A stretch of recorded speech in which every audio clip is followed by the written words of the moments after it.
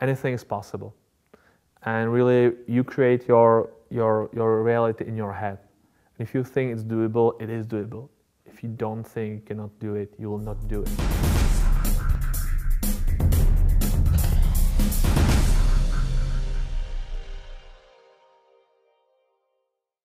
If you ask me about my background, I would have to start from the beginning. My first huge major shift in my thinking was my stay in the US. It was 1994, and it was like right after revolution. And I just came with this crazy idea to my parents. I said, I want to leave for US, I want to go for a year. And they were so kind that they didn't say no. They said, yes, go for it. It's like, yeah, but it costs a lot of money. And they were like, how much? It was like 150,000, which was a huge amount of money back then. You could almost build a house for this money. And so they said yes, and they went to bank. They mortgaged our home, basically. They allowed me to go and study to US, you know. And I was I feel very privileged that I could do this. On the other hand, it was a huge burden on me. You know, I just couldn't fail. You know?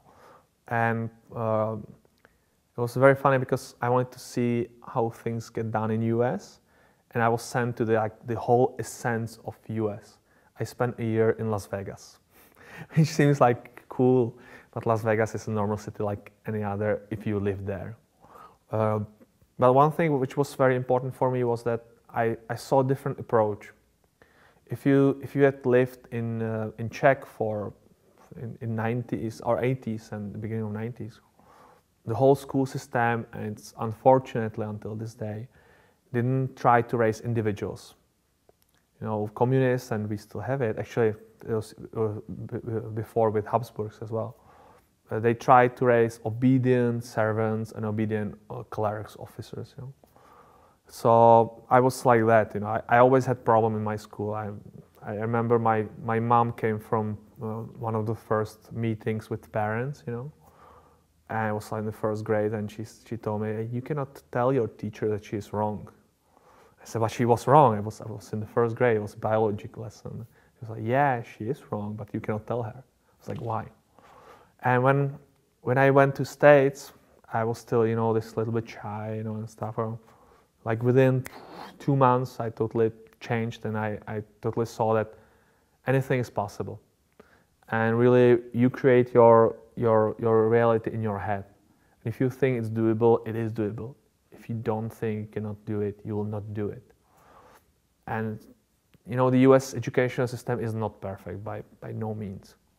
But for me, as the kid from East Bloc, this was like a huge eye-opener, because they pushed me not to be obedient. They pushed me to be individual. And they were not, you know, like especially in Czech, if you do something like in math class, they don't care, you know, about what your process was, how you thought, what were you thinking. They care if your result is 100% correct, you know. Like in States, it was quite different. You know, even though you are not 100% correct, they ask you, how did you think? How did you come up with this idea? You know, why? I was like, it was the right world for me. In the library, we already had internet. So I spent a lot of time in the library browsing through internet. It was where I fell in love with internet, and I knew that this is something I want to do. You know? So I came home, I searched for internet connection, which was really hard, because I'm from small town, Sedlčany, and there was not one internet connection in the whole town in 1995. So I actually started to do some internet things when I came to Prague, 96, 97, and in 1999 I met with guys who started Atlas.cz, and I started with them. So it was a great journey. I always wanted to expand from Czech Republic, you know, more. And with Atlas, we expanded to Slovak and Ukraine. Then with Ataxo, I expanded to Czech, Slovak, Poland, and I also became one of the main members in SEMPO, which is like Search Engine Marketing Professionals organization. I was in the global committee, so I got to travel a lot around the earth, made a lot of contacts in the internet world, and it's actually what I'm using now to when I do some angel investments around the world, We have a lot of angel investments in Czech, in internet companies. We have some investments in US in internet companies. And our second biggest market is Brazil, because Brazil is a very interesting market. It grows like 50% a year. There's 200 million people. There's the largest middle class or fast growing middle class in the world, except for China. And they speak language that you can understand. So there are some cultural similarities. And what's really interesting now is to see the trends. Like 10 years ago when we did Atlas, it was always like something started in the US, then like within 1 or 2 years it would be in UK, even on the internet.